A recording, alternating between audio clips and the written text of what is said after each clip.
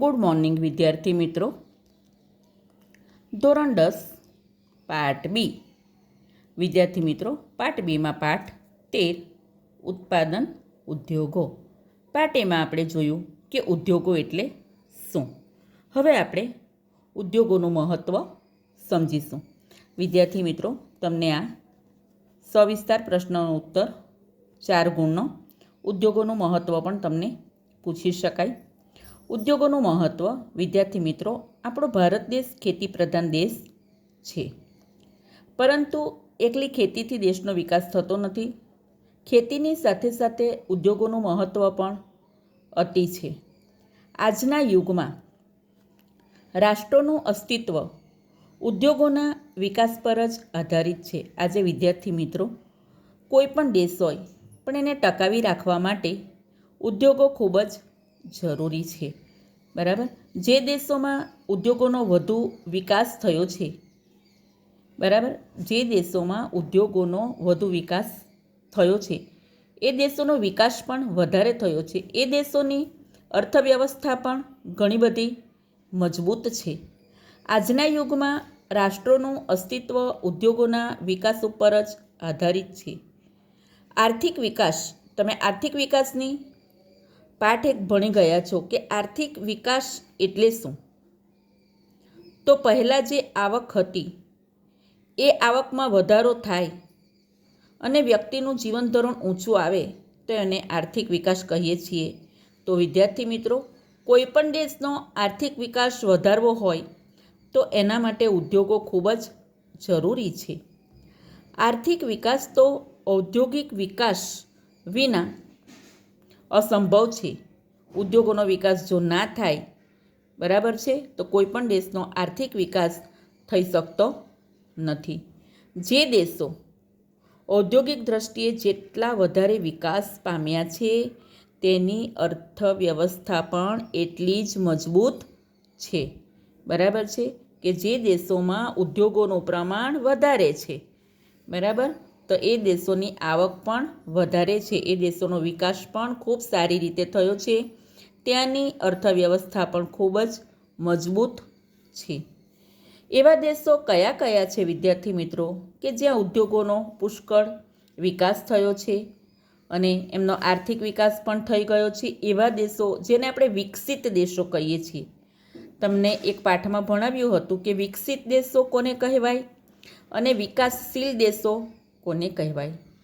તો જે દેશોમાં કોઈ સમસ્યાઓ નથી, બરાબર, વધુ પડતી સમસ્યાઓ નથી, જે દેશોનો વિકાસ થઈ ગયો છે, જ્યાંની આર્થિક વ્યવસ્થા ખૂબ જ મજબૂત છે, જ્યાંના નાગરિકની આવક પણ ઊંચી છે, એને આપણે વિકસિત દેશ કહીએ છીએ.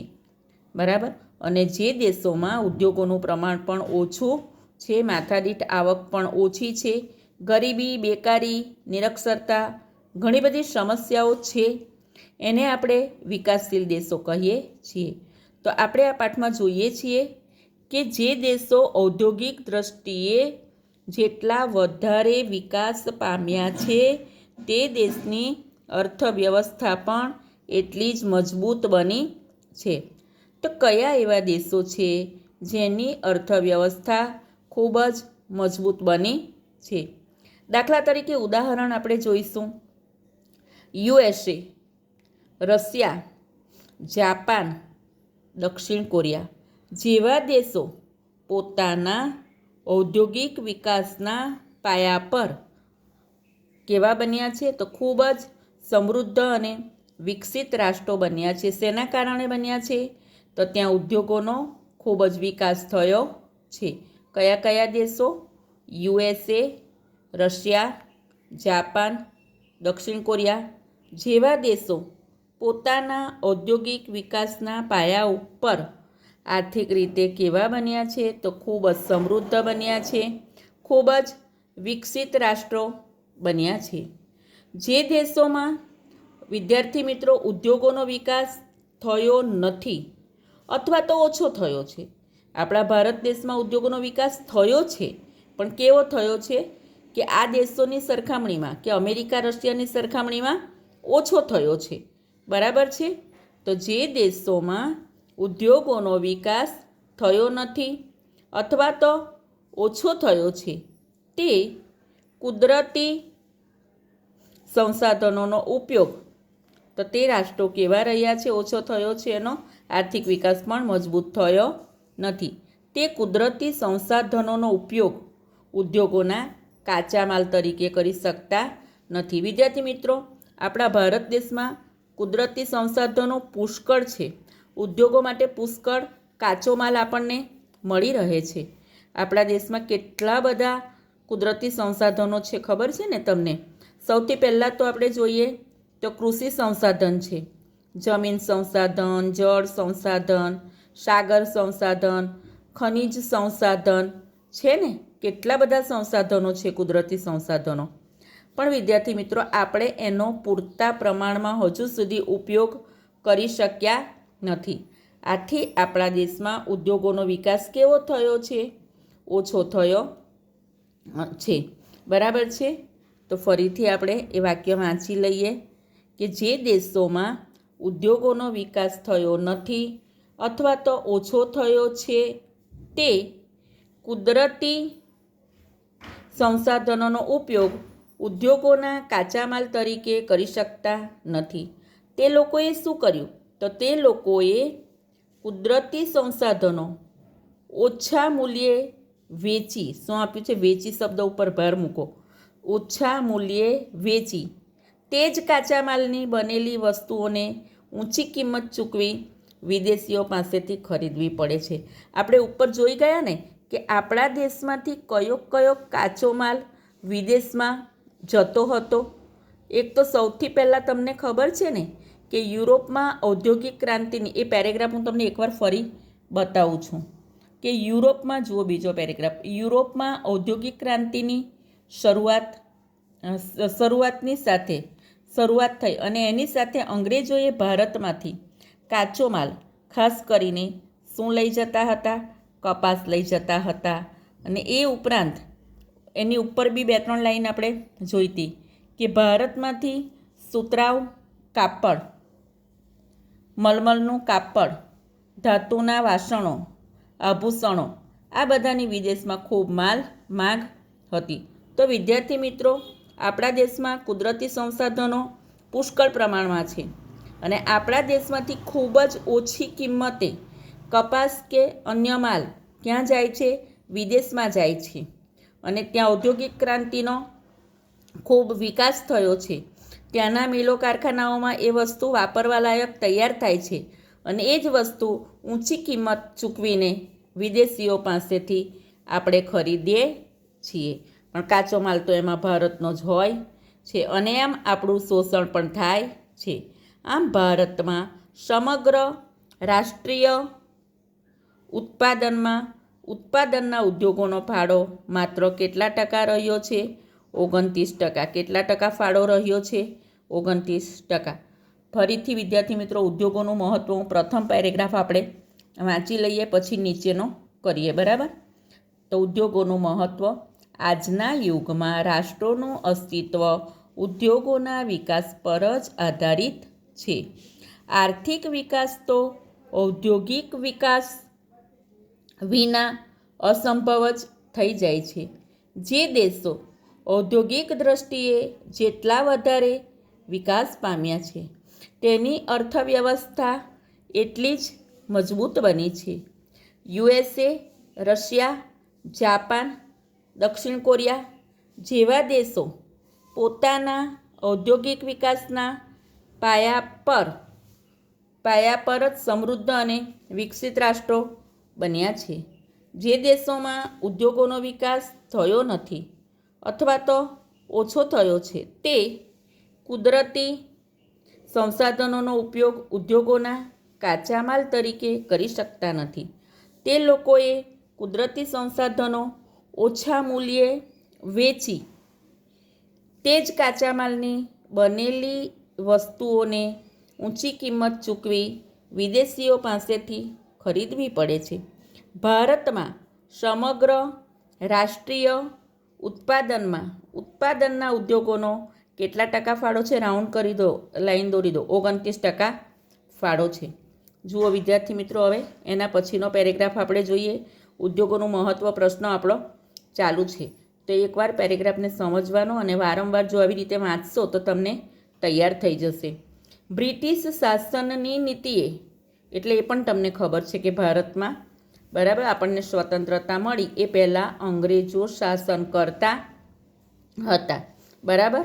તો બ્રિટિશ શાસનની નીતિએ ભારતના ઔદ્યોગિક ઢાંચાની કમર તોડી નાખી. એટલે શું?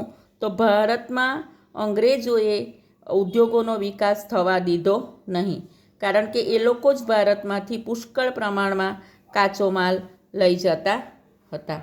પરાધીનતા દરમિયાન જ્યારે આપણે એમનું શાસન હતું, એમના ઉપર આપણે આધારિત હતા આપણા જ દેશમાં અને શાસન એમનો, તો પરાધીનતા દરમિયાન ભારતમાં આધુનિક પદ્ધતિએ ઉદ્યોગોની સ્થાપના ખાસ ન થઈ શકી. કે આપણે આધુનિક પદ્ધતિએ નવા ઉદ્યોગોની સ્થાપના કરવી હતી, પણ અંગ્રેજોના શાસનના કારણે આપણે ભારતમાં નવા ઉદ્યોગો સ્થાપી શક્યા હતા નહીં. 1853માં તમે ભણી બી ગયા છે, ત્યારે પણ ડેલહાઉસી હતો ગવર્નર જનરલ. બરાબર છે ને? યાદ આવશે તમને. 1853માં ચારકોલ આધારિત પ્રથમ લોહ ગાળણ એટલે કે લોખંડ ગાળવાનો ઔદ્યોગિક એકમ સ્થાપવામાં આવ્યો હતો, પણ એમાં શું થયું? આપણને નિષ્ફળતા મળી. વિદ્યાર્થી મિત્રો, આમાં જે 4-5 ઈસવીસન આપી છે એ તમે ખાસ કરી લેજો. એ તમને ખરા ખોટામાં કે જોડકામાં બરાબર MCQમાં કામ આવશે. સૌ પ્રથમ સફળ પ્રયત્ન 1854માં 1854માં સુતરાવ કાપડ ઉદ્યોગ. તો શેમાં આપણને સફળતા મળી હતી? કયો ઉદ્યોગ સ્થાપવામાં? 1854માં સુતરાવ કાપડનો ઉદ્યોગ સ્થાપવામાં આપણને સફળતા મળી હતી. ત્યાર પછી 1855માં 1855માં કોલકાતા નજીક, પશ્ચિમ બંગાળમાં કોલકાતા નજીક કયા સ્થળે? એ પણ લાઈન દોરી દો. રીસરામાં કયું કારખાનું સ્થાપવામાં આવ્યું હતું? શણનું. પશ્ચિમ બંગાળમાં શણ ઉદ્યોગ પુષ્કળ પ્રમાણમાં વિકસ્યો છે, કારણ કે પશ્ચિમ બંગાળમાં હુગલી નદી આવેલી છે. કઈ નદી આવેલી છે? હુગલી. અને શણને સાફ કરવા માટે ત્યાં પૂરતા પ્રમાણમાં પુષ્કળ પાણી પણ મળી રહે છે. ત્યારબાદ 1874માં 1874માં પશ્ચિમ બંગાળમાં કુલ્ટી એ સ્થળનું નામ છે, કુલ્ટીમાં કાચું લોખંડ. કાચા લોખંડને શું કહેવાય?